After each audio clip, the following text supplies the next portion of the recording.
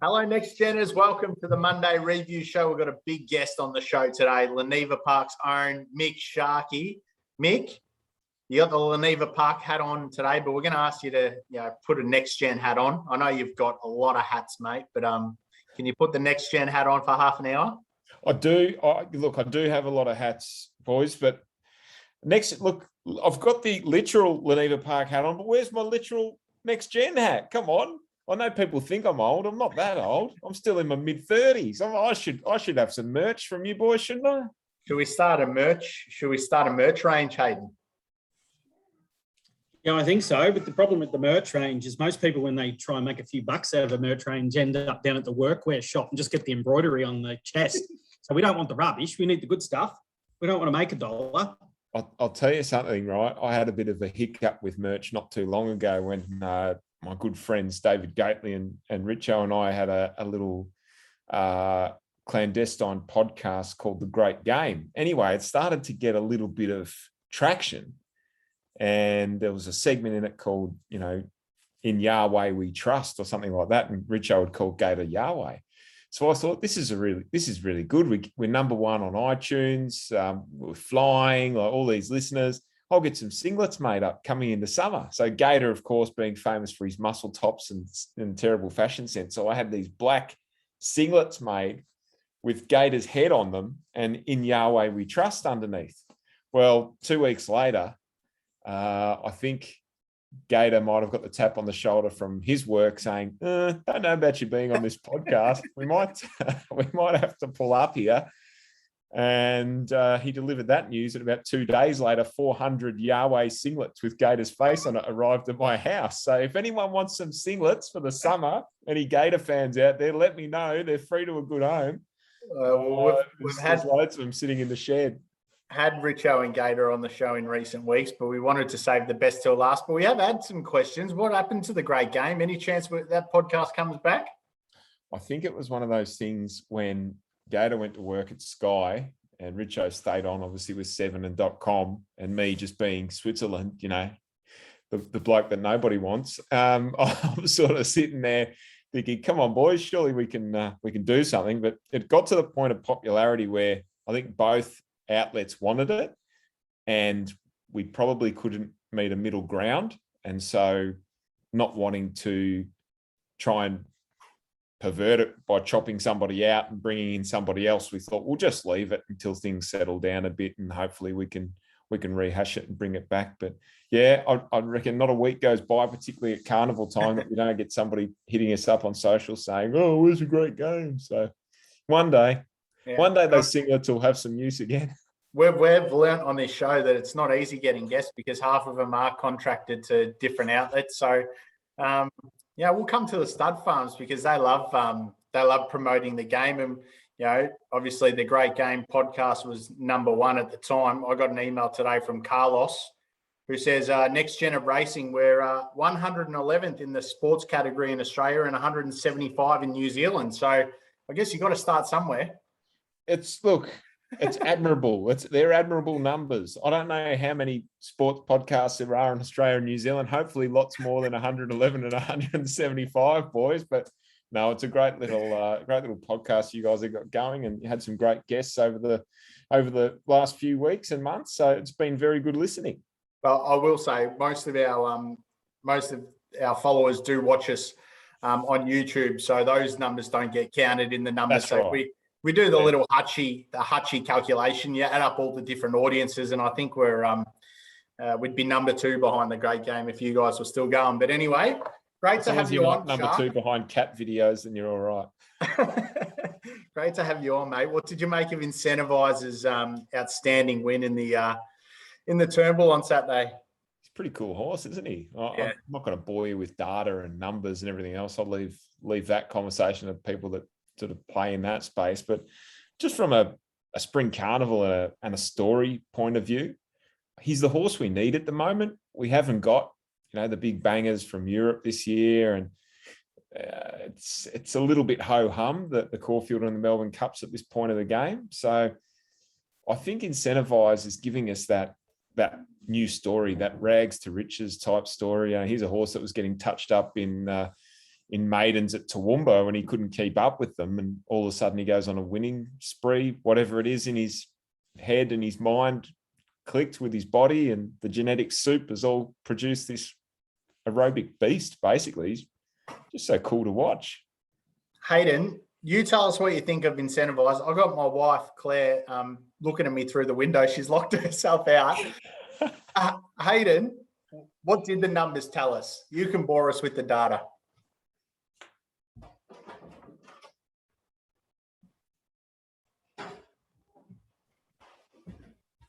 Is Hayden there, or Hayden's frozen? I think he's frozen. All right, we've lost him. So I think the data would say they went quick through that first section. I was on Very Elegant, and it looked like Damien Lane was trying to bustle her to keep up with them. And I was sort of thinking, why didn't he just relax? And what did you make of Very Elegant's performance, Shark? I reckon they probably had a plan, looking at the map and thinking Incentivise is just going to have a really nice time of it here in front, so we don't want to get too far back. And that plan's been burned into Damien's mind, and that's the way he's wanted to play the race. And he's come out and he's ridden to that plan. Unfortunately, the tempo was a little bit stronger than what everyone expected. And there weren't adjustments made for that. I think Dean Lester made a really good point on radio on Sunday, saying that Very Elegant has sat handy to an above average speed 5 times in her career, and she's been beaten all 5 times, I think. So she's a horse that needs to balance up and surge, and she just didn't have that opportunity on Saturday. I don't think it was a deplorable run by any stretch. Like most horses running 4th in a Turnbull, they'd be high-fiving, that's career best sort of stuff. But so consistent and such a high bar that she has set for herself. We expect a little bit more from her. Hayden, tell us, what did the data say? Oh, I left. Shark said he doesn't want to bore us with data and things like that. So I just left, mate. She went career fastest. That's the honest truth. He has 2. It was an interesting race because, we've got 2 horses. Her fastest ever, I think, in her life's about 4.4 lengths above benchmark through the first section. She's been asked to go 9.5. She's never felt that level of pressure before. Him, on the other hand, he's never broken.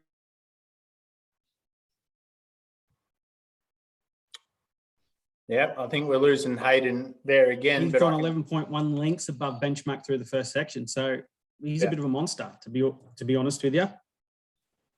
Yeah, you're chopping in and out there, but I think we got the picture. She went 9.5 lengths above benchmark first section. Incentivise went 11.1, so that's outstanding. Shark, any fears, and obviously Peter Moody would have this in the back of his mind, but any fears that he could be flat in a Caulfield Cup 2 weeks?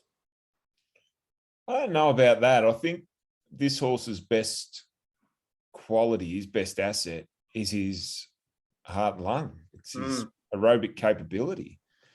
Generally speaking, horses or athletes that have a massive heart-lung capacity, they're not necessarily the ones that struggle after a strong test, or having to repeat an effort. Usually they're the ones that just step back up and do it all over again. I don't think the Caulfield Cup, like if you're not on in the early markets, there's no point now at playing at $2.20. There's just no point. And everyone will say, oh, he's a multi-filler and all this sort of stuff. You know what? You can get absolutely sucker punched into stuff like that. And touch wood, it doesn't happen because I've got him running at odds in multiples and all that sort of stuff. But if something does happen to him in the next fortnight, well, you're cooked. And for what benefit? Playing at $2.25. I think he'll start probably somewhere around that on Caulfield Cup Day. If you've missed the boat, you can tow in then, knowing that he's in the race, that he's fit and presenting at the races sound and well. That's the last little box that needs to be ticked for him. It's a nervous and exciting sort of next fortnight for all his connections and for Peter Moody. But I certainly don't think that's the sort of run that worries me about you know, I'm not looking at that run thinking, oh, gee, I'm worried how he's going to come through that, because his main asset says that he should just breeze through a race like that, really. Yep. I think there'll be people questioning, well, he's only beaten young Werther and Chapata in second and third, and Very Elegant obviously didn't perform. I think Hayden, Chapata probably ran to his elite level. I think he's run, you know, a number like that in an Australian Cup, running third to Homesman, and I think he went a big run in a naturalism over the same distance. But young Werther's the one that looks like he too, along with Incentivize, has gone to a new level. He's the most interesting runner in the race for mine, because when he ran second, I was really concerned about the race from an analytical aspect, because I'm like, you're not supposed to be here. Your PB only sits around the benchmark level. So I was trying to work out, you know, what is this race really? Have you gone to a new level here, or has everybody simply not shown up? That was my concern. He's gone to a big new level, and the more and more I looked at it, the more and more I'm starting to buy into this horse as a serious contender in the Caulfield Cup. He's, you know, apart from the hype on Incentivize, he's the runner typically that I'd look for and say, okay, you're the right one. Well, your take on young Werther, Sharp? Look, he's okay. He's an improving lightly raced sort of stayer. Remember the Turnbull set weight and penalty. He was copping 4 kilos off Incentivize, and he was probably, given the way the race was run, he was probably ridden to advantage, whereas a couple of the bigger guns, Sir Dragonet and Very Elegant, weren't. He's a useful enough handicap stayer. I can see him running top 5 in a Caulfield Cup. I'd be shocked if he was able to turn tables on Incentivize. He doesn't. And I heard a couple of people say after the race, oh, you know, he's only beaten Chapata and young Werther. Well, there was also Very Elegant. There was also Sir Dragonet. There was also a couple of others in there that go right, Explosive Jack and the like. What else does he have to beat this year? Because there's nothing coming from overseas. This is it. Like Montefilia coming through a Caulfield Cup, and that's it. Really, there's not much else there. Colette was his main danger, allegedly, and she's had a setback and has to back up now this week into the week after. So, yeah, he doesn't have to do much more than what he's doing. Basically, it's just turn up and do that again, like run to that sort of standard again, and he'll be winning a Caulfield Cup. Yeah, no, fair point. Grand Promenade won the Bart Cummings. Does Kieran Maher and David Eustace horse make an impact in the Cup? Yeah, I think he can. I think Kieran Maher and Dave Eustace are the only ones, you know, Spanish Mission's my top seed in the Melbourne Cup. Well, Kieran Maher and Dave Eustace, they're the ones that are going to mount any sort of challenge with Grand Promenade, Explosive Jack and Persan, who looks to be a little bit rejuvenated this time around. And I'm still thinking he's probably a horse that can emerge and come into the Cup picture late in the game. But Grand Promenade, European bred, they brought him out here early. They gave him a really good, solid grounding. And again, Dean Lester advising Jerry Ryan about this horse's program. They've just taught him winning habits, and they've got him mature and competitive and in a real winning mindset in the off season, which is similar to what Kieran and David did with Persan last year. And now he's in the race. I think he's definitely in there with a chance. Again, your markets have all overreacted. $15 after the back of that. That wasn't a win to me that saw him trim up his price by $9. Like that's just the market's overreacting. Just wait. You'll get a decent price on somewhere between that and 20-1 on Melbourne Cup Day if he's there fit and well. Yeah, and the other performance that probably stood out at Flemington Shark was Still a Star, winning in the mares race. Pretty strong performance. Yeah, it was a good win. There's no standout mare this year. I don't think there's a dominant mare in that sprinter miler sort of category. Great story of Billy Ryan coming across and bringing this horse over. For, you know, here's a filly that for a long time was Tornado's only stakes winning offspring, and it was in a listed race in Tassie. And I know the team at Swettenham were very concerned because they kept hearing all these great things about Tornado progeny and, they're going to do this and they're going to be superstars and they're all here and there and how good they are. And they were hanging their hat on Still a Star for a long time. So Masked Crusader and the like have obviously come along since then, and the stallion's proven himself. But Yeah, it was not. It was a nice little story on a day when Masked Crusader sort of reminded us again what sort of a freak he can be. That Old Love was there still holding up the end for a stallion, for a sire rather. She was forgotten horse there for a while. Oh, let's segue into Masked Crusader then. Hayden, did you see what you thought you wanted to see from Masked Crusader? I expected him to win. I was very confident going into the race that he was the right horse, and B, he was significantly better than these. Boy, gee, he made things interesting. His first section from me leading forward into an Everest now is starting to become a concern, not so much the slow away from the gates. That's, he's only marginally slow away. He's not someone who bombs the start by 4 or 5, etc. But his overall first section speed is something that's starting to ring alarm bells for me from an Everest perspective. His natural speed's going to put him somewhere in the vicinity of 12 to 14 lengths from the natural lead speed of horses like Eduardo and Nature Strip, etc.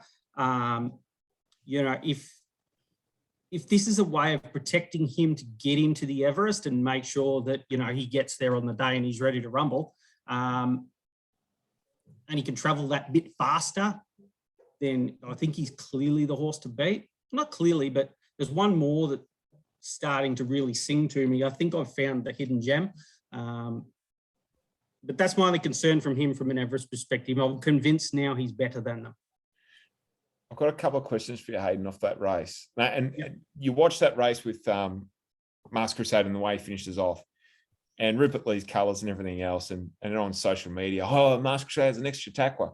Now, you've got a similar run style, but part one, I'd love you to sort of make a comparison between Chautauqua's closing speed and Masked Crusaders, because I reckon Chautauqua might have been a little bit faster. Number two, there's a horse who ran last in that race called Adelong. And I look at its 3 runs this prep and just think, oh my God, you've run into 3 really strong fields. You're a really neat listed Group 3 class horse. On paper, it looks like Adelong hasn't come up. What are her times telling you about where she's at this time around? Am I dreaming to think I'm going to be able to get a little bit of good odds about her in a listed race somewhere and she'll just go and win? The interesting part with Adelong is, I would have liked to have seen Adelong run against Kementari and Kemmel Passer and those style of runners. I'd like her to avoid these at all costs. There's no point in being a lead-out bunny for these style horses, because that's realistically all she is. The mid-race exertion that these horses are capable, the pressure that they put down in the mid-race, she can't handle that. So she's being exposed late. And she's only getting exposed over the last 200. So in comparison to where she was, going back 2 years ago, I thought she was a genuine Everest horse. I thought she was the up-and-comer.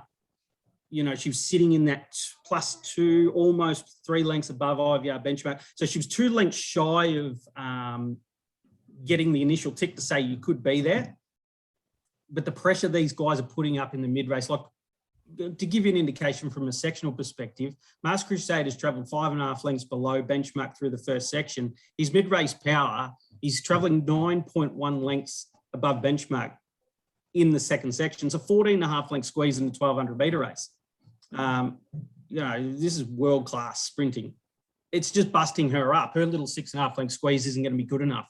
And her last 200's telling, because she's still there with 200 to go, and she just peters out. It's just too much for her. She's going to land in a winnable race somewhere, though, isn't she? If they just lower their sights a little bit, she's going to go whop. Oh, for sure. She's definitely at that level. And the one thing that this level of pressure does for you is when you drop back, she's going to be dangerous. So that race on Everest Day, there's a 1,200 metre race on Everest Day where the Everest is a Kosciuszko. I think it's the Sydney Stakes or something. That's the sort of race where if she's going to sneak through and be difficult to beat, that might be a race for her. Who are your Everest seed, Shark? It's a funny sort of race this year. There's so many ways it could play out. I'm 100% looking at Masked Crusader and thinking, wow, what horse is going to finish as strong as that? And then you've got Classic Legend in the back of your mind. If it comes back to its best, then you've got, Coolmore and Godolphin sitting there on their slots, haven't announced any of those yet. The Inferno is an interesting horse. I don't know, Hayden, what the data is telling you about where he sort of measures up, but to me, he just seems like this brute that just rolls into races and powers up late. Like there's another like late closing element. There's a bit to play out on, and then there's Nature Strip. Like, let's not forget about Nature Strip, like just doing what he does. So it's a fascinating little race at this point of the game. I'm just keeping my powder dry on the Everest at the moment. I'm waiting to be wooed. I'm waiting for something to sing to me, like Hayden said. Well, Hayden reckons he's got a little gem. Are you going to keep your powder dry? Or are you going to share with the next gen as what your little gem is at the moment? My issue is my gem's not there yet. I don't have a slot. Right. I think you're talking about maybe a 3-year-old Group 1 winner that's trying to take Rockfire's spot. No, I'm not actually. Or Laley. I was like, I'm convinced Masked Crusader is the new kid on the block. I'm convinced he can go to the Nature Strip level. And to me, there's just some alarm bells with Nature Strip, with Eduardo, etc. He's a little bit long in the tooth. He's a really high pressure, like massive velocity first section horses. And your last 100 to 150, even though you're winning, there's that element of concern there that it seems to me like it's just getting a little bit slower and a little bit slower and a little bit slower every 6-month period that we go through. So to me, they're going to set the lead speed that's required to be beaten this time. The horse, Masked Crusader, I'm concerned with where he's going to get to and what's going to be required mid-race for him to even get close enough to strike them. That's my concern with him. I'm convinced that the Coolmore 3-year-old's a monster. Home Affairs? Yeah, I'm convinced. I've gone back, and the more and more I try and pick that apart, the more and more I'm starting to see close similarities to Yes, Yes, Yes, same time. I think they took a little bit different approach with him. He might have bashed him up in the Golden Rose. You never know. It was a big performance from him first up. He took the similar run line in as what Waller did with Yes, Yes, Yes. He's missed the run in between. If Cornwall put him in, he's the sort of horse who's going to sit right in the right zone, and he's going to have the velocity through the mid and late to give these boys a pretty big fright. He's got a very similar race shape and race pattern and analytical aspect to a horse like Classique Legend. So, he might just be the one who just whacks them all on Everest Day. What's stopping them from putting him in? That's what I'm waiting for, because I think when he won, we all sort of thought, and I think Darren Flindell even said, that might be Coolmore's Everest horse. And here we are 2 weeks later, and they still haven't announced it. Or I was waiting for. I was wondering if they were going to run Acrobat on the weekend, but they didn't accept. Well, they got to have a look at that's their slot and it's their horse. So to them, he may be in. And he's gone. He's had that first up run, which they used like a trial. He was good. I've got a feeling that Godolphin want Paul to run in their slot. I'd be surprised if they go for the old boy trekking again. They may. He's that sort of horse where when you run, you're going to run first 5. You're never going to win, but you'll run into the money. But I'm really taken by this horse, Home Affair, and I think he's the right one. I was taken by Yes, Yes, Yes, but he was 2 lengths short of what I deem to be a winning Everest horse.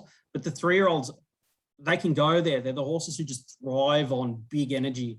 And the more energy that gets served up, the more you get to see the very best of them. The older brigade don't handle that sort of energy time after time after time. So, horses like Santa Ana Lane and Scholes, etc., who ran the big monster numbers in the lead up, they were flattened going into the Everest. So, I think the team's pretty smart. They know grand final day's grand final. You leave it all for there. I'm hoping you're right with Palele being the one for the Everest for the Godolphin slot, because that means the old boy, as you said, might get his birthday in the Manikato, because that race is shaping up like it's tailor-made for him. And a week after the Everest, will anything back up? Probably. If they do, are they going to be beaten up? What's going to be there in the Manikato? Here's trekking presenting in good form, as you say, as he always does. And suddenly he doesn't have those 3 or 4 against him that he strikes in those Group 1s that often have the better of him. he could be the big dog on the night. Yeah, going back to what you said before about the Inferno, I've been pretty boisterous. I'm not scared to really put the hooks into one. If I think that there's a hole, I'll have a go. And most people sit on the fence and say no or yes. I'll have a go. I've been real critical on him. He hasn't wowed me. But I've gone back and I've had a real good look at him, and I'm giving him a little bit more of a chance than what I initially did in the Everest. I don't think 1,000 metres is his go at all. I don't think he copes with it, and I don't think he's very good over the 1,000, even though he is a winner. I think there's a new dynamic to the horse at 1,200, and that the switch in speed, a 1,000-metre race is a single switch in speed style race. So we either go fast and we slow down, or we go slow and we accelerate, where 1,200 can bring the second dynamic in, where we can go fast, slow down, accelerate. He copes much better with races of that nature, and he's got more tricks up his sleeve. So he's become a live player for me. And I'm really unsure what I would do with him. So Rothfire last week was a horse that I was coming for. And, you know, the mid-race squeeze, he just completely found him out here. Yeah. He didn't have that power. It's a shame, isn't it? And, you know, I don't know what your data says about it, but anecdotally, how many times do you see a horse that comes off a long break and the first up run's often great? And it's a bit like the old analogy of playing footy. You know, if you're a park footballer and you come back the first game back for a while, you might have missed a few at the end of the season, you feel $1 million, but then you just pull up ordinary afterwards, and your second game's usually awful before your body gets back and moving again. And it looks like he's come out of that race with a little issue, Rothfire, but yeah, they often, or all too often, dip on that second run back from a long break. Yeah, he had multiple problems for me. Horses, you know, you've been involved with horses for a long time, Shark, and from a hands-on approach, horses don't improve off tendons, whether anyone likes it or not. You know, talking to Vince Accardi about it and getting his thought process, you know, someone who's put more analytics through more horses than most people on the planet. Better Loosen Up's the only horse that he's ever put the eye over that's improved off a tendon. That shows you how rare something like that is. And when you get the tendon in with the 360 odd day break, they're normally very wound up to go early. You know, there's a bit of nervousness in the camp. We need to just make sure they're really forward to go first up. They run the big bottler first up, and the body says, oh, I'm just not prepared to go anywhere near that again. You know, and the power in the mid-race here, look, he's gone 1.8 lengths above. That's cruise control for a horse with his early speed. The four length squeeze through the mid, he's gone, nah, not for me. This is just, you know, this is just a lactic explosion. And he's probably hurt himself over the last 200 meters when he just got the staggers. You know, he looked like he wanted to fall over. Yeah. All right, let's move on. Private Eye won the Epsom, big number, but Private Eye was the one out the back. They were running serious time up front. Private Eye was in the comfort zone and able to get out into the lanes, was one of the only horses to break benchmark through the third section. Did you give Private Eye a big chance, Shark, or did he sort of surprise come from left field a bit? He's one of those horses, you know, I love betting in big race handicaps, but there's always a group of, you know, 5 or 6 of them just outside the obvious that you think, yep, if the races run to suit, I could see Private Eye winning. No weight, got a turn of foot, got a good winning strike rate. One of those horses we used to talk about when we were doing TVN and .com days, you know, you do him on the run through. Private Eye, you can't really knock him. If you like him, have your each way bet on him and good luck to you, because one of them will run well. And the first 4 over the line are all probably in that category. A good win. Unfortunately, Pip Arameo, who I was on the post, but there we are. We live to fight again another day. It was one of those days for me on Saturday, just second after second. But it was a big win from the back of the field. Yeah, it turned out like that. I think I spruiked Cascadian at one at odds that could run a place, and he's run 4th. Mwanga, not a bad run, running 5th. Hayden, Hungry Heart. What did you make of those two? Because they were two of the obvious ones that we thought could go to the next level on Saturday. Yes, real good race, because I was sitting back thinking about it, okay, and I'm thinking, because every race that I do when it comes to reviewing, and I've got to put the data aspect to it as well as thought process, the visual, where you've come from in the run, et cetera, how have you won? Because I haven't found you, that's for sure. That wasn't in my numbers, and like Shark said, it's a horse that's there, but no one's going to tip it. No one. So where'd you come from and how did you do it? Well, when it comes to these handicap races, etc., those horses, they get touted at the bottom of the weights and people get all flabbergasted because, we've got a lightweight, we're going to see the best of it, etc. A lot of these horses have never had the opportunity to race in a race with a big field, with serious lead speed. Like, we've got horses like Ashman, Arameo, Riadini, etc. They're going 12 and a half lengths above benchmark through the first section, and they're sustaining in the mid threes through the mid. So these horses get their first look at the reverse race shape to what they're used to, because the second-rate horses typically go a bit slower. And, you see horses like Private Eye, they flash home, they run faster sectionals of the day. They never get their opportunity in the high-pressure, genuine race. And it's horses like Private Eye who come out and they haven't improved. They've just got their right race shape. They put up a number, it's gone best of the day, 5.2 lengths above IVR benchmark. That's real. That's it. That's that horse. That's what that horse is capable of doing in big races like this. And when you bring that number to the table, it's horses like Private Eye. You look back on in 18 months' time and go, gee, that started 10-1 in an Epsom. It's got the capabilities to race its way out of handicap racing. Yeah. So for me, excellent performance. I thought the ride was super. He got the eye in Bayless on the day, and he hasn't even come down the lanes. He's just missed that fast section of the track. So the run's real and the run's genuine. His last 200 was super. Cascadian had the ideal race shape, not an excuse in the whole world for him. Arameo, Delasan, that's typical. They've gone right to the top of their numbers. Great performances, excellent rides, just numerically sound, the pair of them. Mwanga, 4 wide, no cover. That's game over for him. And then you go back down the field. Horses you want to keep an eye on. The 2 big runs in the race, Hungry Heart and Rock, they just do not go, these 2, when there's a drip of water on the ground. They just simply don't go. Both have gone excellent. They're 2 horses you'll find at big odds wherever they go. You get big overs, not big odds, because there'll be a lot of people disappointed with the 2 runs there.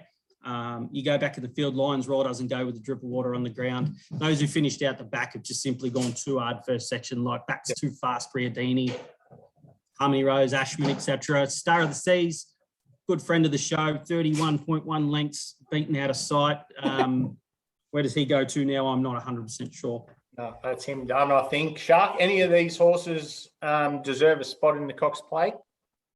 Oh, in a Cox Plate? No, I wouldn't have thought so. No, they're with the exception of Moanga and Private Eye, for the reasons that Hayden mentioned, they've got scope to leave the grade, but you're probably looking at handicappers here. Ice Bath's an interesting horse. If she got a track with genuine give on it, she might be something that can bob up in a Group 2 somewhere. I don't know what they're doing, if they're going to bring her to Melbourne for anything, but she's going well to win something. Probably not at Group 1 level, but she's getting closer.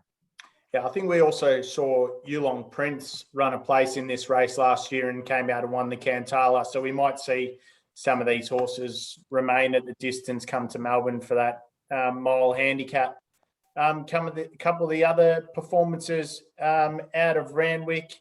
Never Been Kissed was the Group 1 winner in the I've gone one blank now. The mile race there, the Flight Stakes. That's right. Nice little performance. Obviously, career peak as well for this horse, Hayden. But Shark, what did you make of Never Been Kissed? Could they run? What is it? 12 days in 1,000 guineas? Not sure. She's kind of doing it all off a first prep. So Gay might keep her going. She does sort of do that. She's won a Group 1 now, so she's done the job for Waikato, her owners. So, yeah, they may roll the dice again. Just depends how she comes through. Hayden, I thought she was a good chance in that T Rose, and I just didn't I was trying to make excuses for her. Nothing obvious jumped off the page at me. I don't know if the numbers told you otherwise, but she goes and wins the flight. And of course, you look at the price and think, bloody hell, I chucked you in last time. I gave you a really good hope at 20s. Why didn't I just give you another chance? You try and see something that perhaps wasn't immediately obvious in that failure. Did anything point to a turnaround in form with you? I had the race marked I thought this was a very simple race. If Startons had backed up and wasn't flattened off the big performance in the Rose, I thought it was game over. Nothing beats it. And it marked it clear on top. But there was a huge concern with me that that Golden Rose performance would have flattened it. I'm not 100% sure, even after watching it, that it did.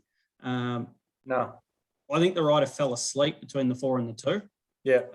I think the riders felt a surge of energy underneath him and thought, okay, I've got this. This is game over. And the leaders have got away. Gai Waterhouse, in typical Gai Waterhouse style, has bought a horse to play on game day and has jumped out of the ground, to be honest with you. These horses didn't really show much into the lead up. You could find holes. And, as we've been saying, all the way through, these fillies look extremely disappointing. And we're just waiting for them. We're waiting for a big number, basically. Like Never Been Kissed, I've got to go back to a 1,000-metre performance first up at Hawkesbury, where she was the 4th best of the day, 0.4 below. Her Newcastle run was off no speed. The Newcastle run gives you the hint that she's got some talent. But ultimately just a 400-metre surge, and then slow tempo Randwick. She looked like she was going to surge between the 6 and the 4. She had a flat spot between the 4 and the 2, lost all momentum, maintained at home. So she had these little glimpses that she was a horse with some ability, but there was nothing there statistically to say, okay, you're going to go to this level. Like, she's gone 3 lengths better than she's ever gone before, and she's found basically 8 off her last start. So in terms of that, Shark, I couldn't possibly put her in apart from the Waterhouse blot factor. Makes it very hard then to look at this group of fillies, because, as you say, I think we're all waiting for a standout dominant filly, and we're not seeing it. And you can sort of trick yourself a little bit thinking, well, it's a Group 1. How is this thing going to turn it around to win a Group 1? But in actuality, it doesn't have to be a Group 1 horse, because none of them are. They're kind of all just floated around, and, at its right distance, something might win on any given day. And that makes the 1,000 Guineas the next puzzle that we have to all sort out, because it's essentially the same group of horses. They're just in Melbourne. There might be a couple that come down.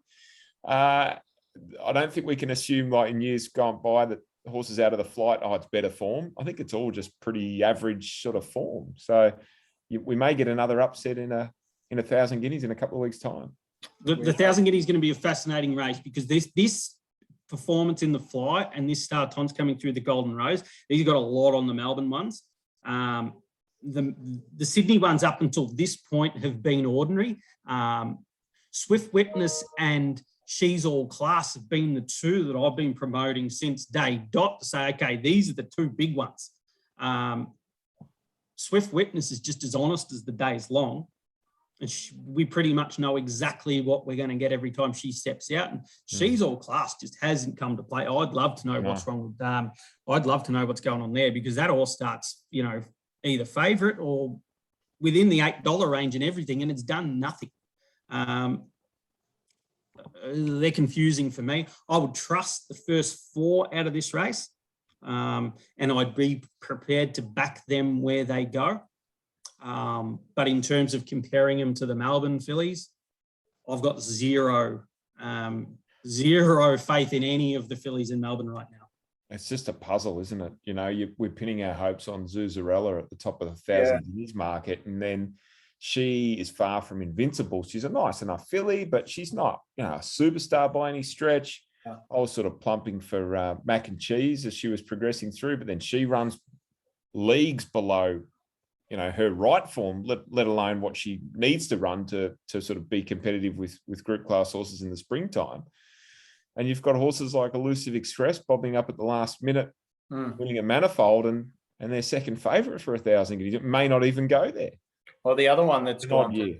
the other one that's gone to the paddock is Jamea, who probably does have that level of talent and ran well in a Golden Rose. It would be nice if they went 2.5 weeks to 1,000 guineas. I think, if she just recovered well out of the Golden Rose, maybe she's the one that can go to that next level. But yeah, there's no real standouts. Shark, do you get out a black book and literally write down the horses you want to follow next start? Put a highlighter through them? Probably not so much write them down, but just the ones I used to. But the book, you just look for runs that you'd probably just get a bit excited about. And when I was doing the bulk of my form work and TV work and everything else in that space, it was just a bit pre the IVR times. Like Vince hadn't really gone public with any of that information. You're working off sectional times and a lot of your own work on what you thought was good timing around first parts of races and everything else. So you'd kind of work to that off numbers and everything else to get your black book or your horses to follow. I find I'd trust my eye and then revert back to statistics second. And if they back up what I've really liked, and I've gotten a bit, I don't know, grumpy is probably the right word, but I need to see a really good run to get excited about a horse. So I need to see a run and go, oh, hang on a second, like this is something, I want to be on this horse here. This is going somewhere. There's a race for it, and this is what I think that race is going to be. If that lines up with good numbers, from and the opinions of people like Hayden who really know their data, then I get a little bit excited, Damo. Then the black book, then I might jot something down in the back of the diary, along with the 48,000 passwords that I keep forgetting. And those who are listening to you on RSN today, you're cautious of a run home like Mystic Journey, who did, flash home late and record the best sectionals late of the day. But in the end, she's been beaten by Pride of Jenny and Still a Star. True. Yeah, she has been. And look, again, I like to be somewhat mischievous in the small amounts of media that I do these days. And on Friday with Felgate, sort of taking my slightly offbeat approach to the weekend form, I just said, no, this is her chance. Everything's right for her. The barrier, the race, the speed, absolutely everything is right. If she gets beaten, I'm going to back her. If she gets beaten, no excuses, I won't back her again. And she was beaten, so I'm going to stick by that. I'm not going to back her again. Now, she may win because it was a nice run. But how many times do we keep stumping up for a horse that maybe wins once every 2 preps, but keeps running well? Love watching them. Great horses and good horses to own. But good horses to punt? Don't know. Yeah. No, I think Hayden's agreeing with you there. Hayden, were there any that had the red flashing light for you? There was plenty that had the red flashing light. Just on Shark's point, things like this get me up and about. That's just the most dangerous way you can play Shark, isn't it? How many times do people need to get their fingers burnt by horses who get beat 2 lengths, who run the fastest splits of the day? Waiting for the day, The day. They are the bookmaker's dream. They are. The amount of horses who win next start who just get run down compared to the horse who runs on and gets beat 2.5 lengths, but never in the race, but boy, gee, it looked good. If you're not in the fight, you're not in the fight. That's my rules. And I got no interest in horses like that. Nothing against Mystic Journey herself, but you got to get up there. You got to get punchy, and you got to get in the fight like Still a Star was. There's no point pretending off the back of them. I would like to have seen what Mystic Journey had if she wanted to jump, go up, put herself in there and risk blowing her up. Because if you're going to blow her up and she can't beat them, don't bring her back. If she's capable, she beats them. I'm with you, Shark. She had her opportunity, and she's not a horse that I'm going to go looking for next time. The horse out of that race that interests me, and I don't know why, I think I was on radio with Matt Stewart and some of the craziness just rubbed off, and I thought I'm going to have a big 6 today. And I only had 4 in the first, in that leg, and Pride of Jenny was one of them. Yeah. So she's run first up in a benchmark 78 over 1,200 at Caulfield. I couldn't find a trial or a jump out for her. If maybe she had one, but I couldn't find one for her. She's only had 9 starts after Saturday. She's led in a Group 2. She's gone out at 80 to 1. There was some specking for her late. She's been stakes placed last spring. Simon Wild's a pretty canny trainer, and he gives them time and he nurses them through. Just wondering if we'll get another good price about a horse like Pride of Jenny next start, who we know can sit forward 1,600 metres. They'll all be behind her. You know, maybe a race like the Stocks around the Valley at a mile might be a race where she'll bob up at 8, 9, 10 to 1 and just have a picnic. What do you think about a horse like her, Hayden?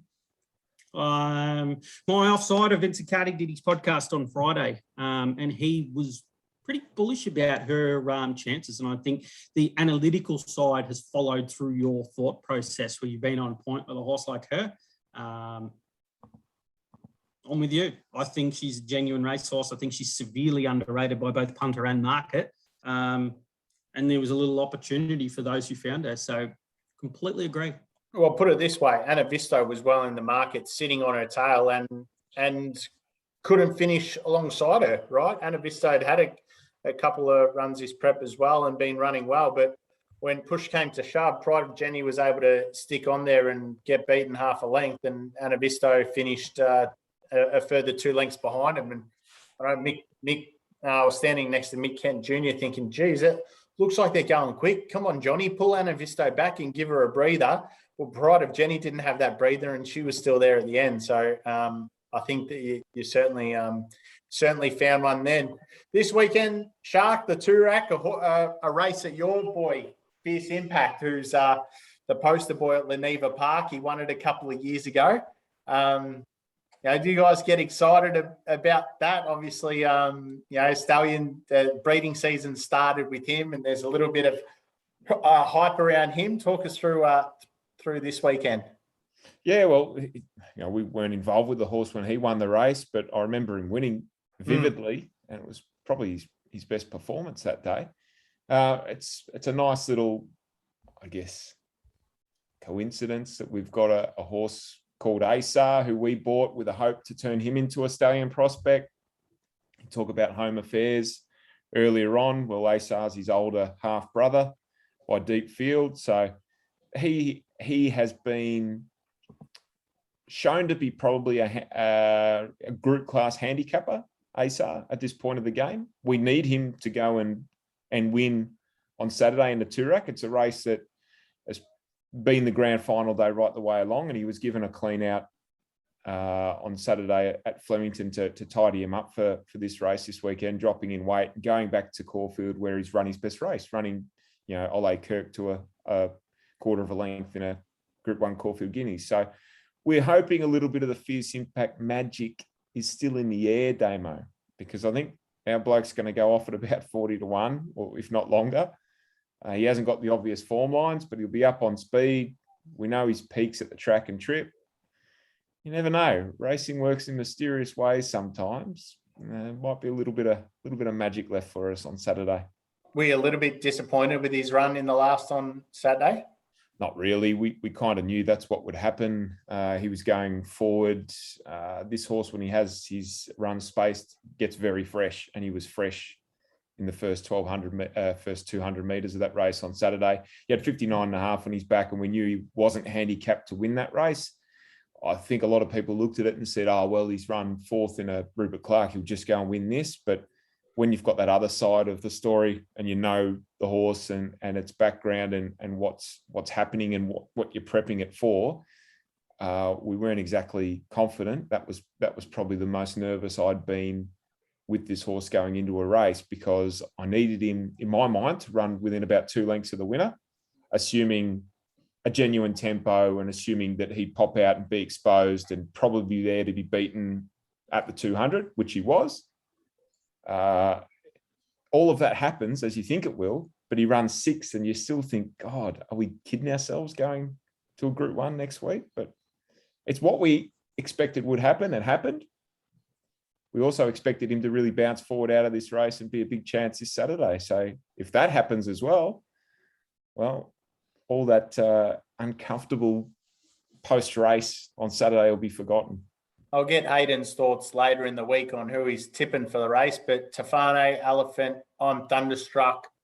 Who's the Superstorm? Who's the one to beat at this stage? I think probably I'm Thunderstruck coming out of that Rupert Clark, but there's no obvious top weight. Tefane is probably going to be the top weight, I'd say, with 57.